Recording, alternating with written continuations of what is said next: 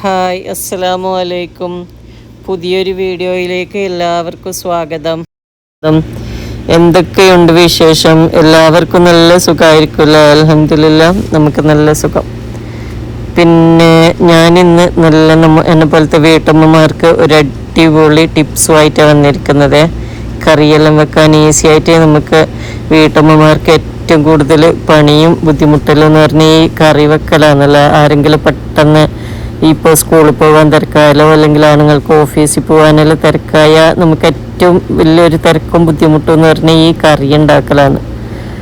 അപ്പം അല്ലെങ്കിൽ പിന്നെ ബ്രേക്ക്ഫാസ്റ്റിന് നമുക്ക് പിന്നെ ചപ്പാത്തി അങ്ങനത്തെ എല്ലാം ഉണ്ടാക്കുക, പൊടിയെടുത്ത് കുഴച്ച് ഒന്ന് പരത്തിയിട്ട് കൊടുത്താലായി. അല്ലെങ്കിൽ പത്തിരി ആയാലും ഈ കറി വെക്കലാന്ന് നല്ല, എന്നെ സംബന്ധിച്ചിടത്തോളം ഈ കറി വെക്കലാണല്ലോ പണി. കറിക്ക് തന്നെ നമ്മൾ സവോള കട്ട് ചെയ്യൽ, വഴറ്റൽ, പിന്നെ ജിഞ്ചർ ഗാർലിക്ക് അന്നേരം തന്നെ വൃത്തിയാക്കി പേസ്റ്റ് ഉണ്ടാക്കൽ, ഇതെല്ലാം നല്ല പണി. ഇപ്പം ഞാൻ മുമ്പൊരു വീഡിയോ ചെയ്തിട്ടുണ്ടായിരുന്നു. നമുക്ക് സവോള കുറേ ഓഫറിന് കിട്ടിയിട്ട് ഫുള്ള് ഒന്നിച്ച് കട്ട് ചെയ്ത് വഴറ്റി വെക്കുന്ന കേട്ടോ. അത് ഞാൻ ഫസ്റ്റ് അങ്ങനെ ചെയ്ത് നോക്കിയതാണ്. ജസ്റ്റ് നോക്കുമ്പോൾ അടിപൊളി, ഒരു മാസത്തിനടുത്ത് അത് കേടുകൂടാണ്ട് നിന്നിട്ടുണ്ടായിരുന്നു. അപ്പം ഞാൻ വിചാരിച്ച് എന്നാൽ പിന്നെ അങ്ങനെ തന്നെ ഉണ്ടാക്കി. പിന്നെ സ്ഥിരം ഞാൻ അങ്ങനെ ഉണ്ടാക്കാൻ തുടങ്ങി. അങ്ങനെ സവോള നമ്മൾ വഴറ്റി വെക്കുമ്പോൾ എന്നെങ്കിൽ നമ്മൾ ഈ പണി തന്നെ ഈ കറിക്ക് ചിക്കൻ കട്ട് ചെയ്ത് കിട്ടുന്നുണ്ടല്ലോ, അതൊന്ന് കഴുകി മുളകും മല്ലിപ്പൊടിയൊന്നും മിക്സ് ചെയ്ത് വെക്കാൻ ഒരു പണിയുമില്ല. ഈ സവോള കട്ട് ചെയ്യൽ, ജിഞ്ചർ ഗാർലിക് പേസ്റ്റ് ഉണ്ടാക്കൽ, ഇതെല്ലാം ഈ ബ്രേക്ക്ഫാസ്റ്റിൻ്റെ എല്ലാം സമയത്ത് നമുക്ക് ഏറ്റവും തിരക്കല്ലേ. അപ്പോൾ ഈ സവോള നമുക്ക് ഇങ്ങനെ വഴറ്റിയിട്ട് ഒരു നല്ലൊരു ബോക്സിലാക്കി അടച്ച് ഫ്രിഡ്ജ് വെച്ചാൽ നമുക്കിതുപോലെ അത്യാവശ്യ സമയത്ത് ഇപ്പോൾ ഒരു ഗസ്റ്റ് വരുന്നുണ്ട് ബിരിയാണി വെക്കാൻ എല്ലാം നമുക്ക് സവോള അല്ല വേണ്ട, അപ്പോൾ അങ്ങനെ യൂസ് ചെയ്യാൻ പറ്റും. അപ്പോൾ എല്ലാവരും ഇങ്ങനെ ചെയ്ത് നോക്കണം. സവാള ഒന്ന് കട്ട് ചെയ്യാൻ നീളത്തിൽ നമ്മൾ ബിരിയാണിക്ക് കട്ട് ചെയ്യുന്ന മാതിരി, പിന്നെ ഒന്ന് കുറച്ച് ഉപ്പിട്ട് കൊടുത്ത് ഒന്ന് വഴറ്റി വെക്കുക. നന്നായി വഴറ്റിയതിന് ശേഷം തണുത്താൽ ഒരു ബോക്സിലിട്ട് വെക്കുക. എങ്ങനെയാണെങ്കിൽ ഒരു മാസത്തിനടുത്ത് നമുക്ക് കേടുകൂടാണ്ടിരിക്കും. അപ്പം അങ്ങനെ ഞാനിന്ന് ഈസി ആയിട്ട് കറി ഉണ്ടാക്കുന്നത് കേട്ടോ, ചിക്കൻ കറി. ഈ ചിക്കനിൽ ഞാൻ ആദ്യം ഒരു പാത്രം അടുപ്പത്ത് വെച്ച് വെളിച്ചെണ്ണ ഒഴിച്ച് ജിഞ്ചർ ഗാർലിക്കും ഇതുപോലെ തന്നെ ഫസ്റ്റ് പേസ്റ്റ് ആക്കി വെക്കുക. ഇത് ജിഞ്ചർ ഗാർലിക്ക് നന്നായി കഴുകിയതിന് ശേഷം ഗ്രീൻ ചില്ലിയും എല്ലാം ഒന്നിച്ച് തന്നെ പേസ്റ്റ് ആക്കി വെക്കുക. സെപ്പറേറ്റ് ആയിട്ടൊന്നും പേസ്റ്റ് ആക്കണ്ട. ഗ്രീൻ ചില്ലി സെപ്പറേറ്റ് ആയിട്ട് പേസ്റ്റ് ആക്കി വെച്ചാലൊന്ന് പെട്ടെന്ന് കേടായിപ്പോൾ. ഈ ജിഞ്ചർ ഗാർലിക്കിൻ്റെ കൂടെ നമുക്ക് നന്നായി പേസ്റ്റ് ആക്കി വെച്ചാൽ ഇതും ഇതുപോലെ തന്നെ 1-2 ആഴ്ച കേടുകൂടാണ്ടിരിക്കും.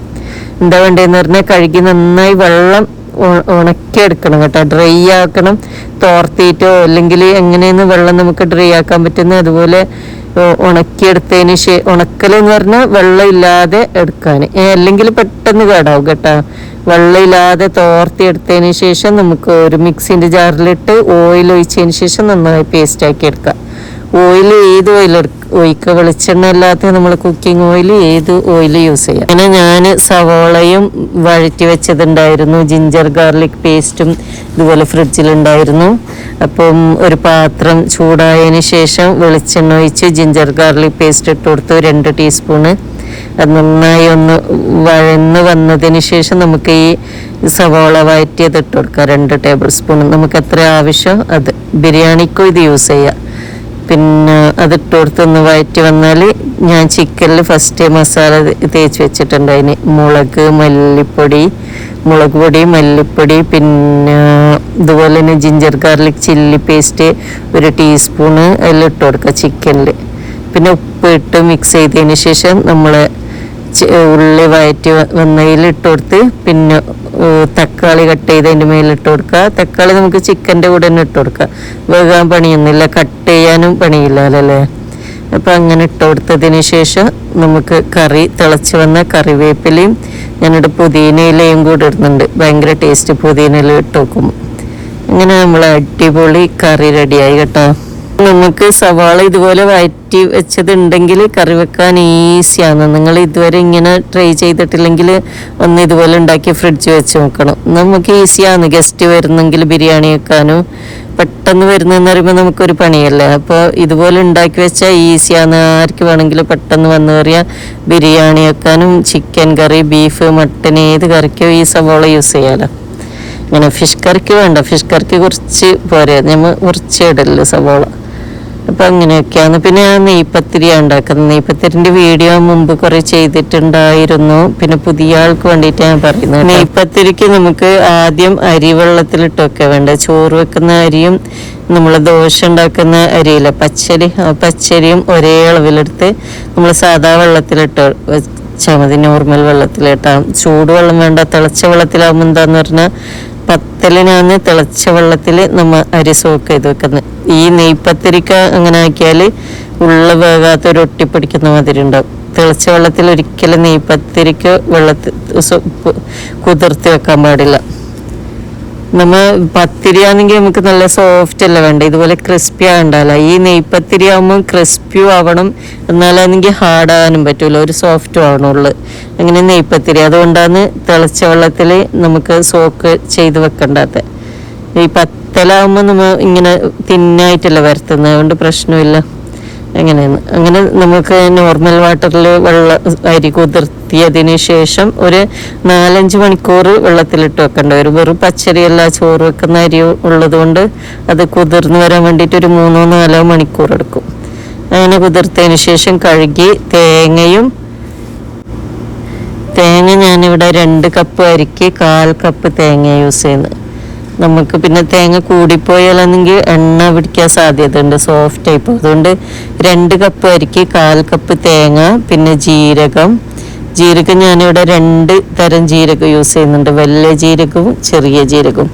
ഈ ജീരകവും ഉള്ളിയും എപ്പോൾ ഇടണ്ടേന്ന് പറഞ്ഞു കഴിഞ്ഞാൽ നമ്മൾ അരി അരക്കൂല, ഫസ്റ്റ് അരി തരിതരിപ്പായിട്ട് അരക്കുന്നത്. പത്തലിൻ്റെ പോലെ അങ്ങനെ ഇതാക്കണ്ട, നമുക്ക് തരിതരിപ്പോടെ അരക്കുന്നതെന്നല്ല നെയ്പത്തിരിക്ക്. അങ്ങനെ അരച്ച് ഫുള്ള് ഒഴിച്ച് കഴിഞ്ഞാൽ പിന്നെ കുറച്ച് അരിയെടുത്ത് ലാസ്റ്റ് ഈ ജീരകം ഉള്ളിയോട്ട് ഒന്ന് ജസ്റ്റ് അടിച്ചെടുത്താൽ മതി. അല്ലെങ്കിൽ പിന്നെ ജീരകം കാണുമല്ലോ, ജീരകം ഇങ്ങനെ കാണുന്നത് നല്ലൊരു വൃത്തിയാണ് നെയ്പത്തിരിക്ക്. അങ്ങനെ ഞാൻ അരച്ചെടുത്തിരിക്കുന്നത്.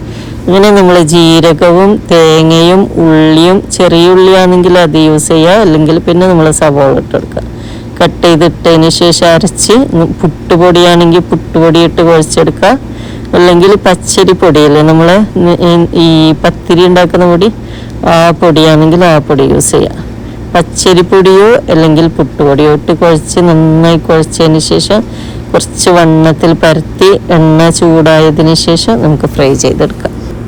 എണ്ണ നന്നായി ചൂടായതിന് ശേഷം നമുക്ക് തിരിച്ചു മറിച്ചോട്ട് ഫ്രൈ ചെയ്തെടുക്കാം. അപ്പോൾ ഇത്രയൊക്കെയാണ് ഇന്നത്തെ വിശേഷങ്ങൾ. നിങ്ങൾക്ക് വീഡിയോ ഇഷ്ടപ്പെട്ടു എന്ന് കരുതുന്നു. വീഡിയോ ഇഷ്ടപ്പെട്ടാൽ ഞാൻ നേരത്തെ പറഞ്ഞതുപോലെ ലൈക്ക് ചെയ്യാനും നിങ്ങളുടെ അഭിപ്രായങ്ങൾ കമൻറ്റിലൂടെ അറിയിക്കാനും, ഈ വീഡിയോ ഇഷ്ടപ്പെട്ടെങ്കിൽ നിങ്ങളുടെ ഫ്രണ്ട്സിനെല്ലാം ഒന്ന് ഷെയർ ചെയ്യാനും മറക്കരുത്. ഇനി നെക്സ്റ്റ് നല്ലൊരു വീഡിയോയുമായി കാണുന്നത് വരെ ബായ് മാസലാമ. നിങ്ങൾ എൻ്റെ ചാനൽ സബ്സ്ക്രൈബ് ചെയ്യാതെ കാണുന്നതെങ്കിൽ ഒന്ന് സബ്സ്ക്രൈബ് ചെയ്യാൻ മറക്കരുതേ. അപ്പോൾ താങ്ക് യു.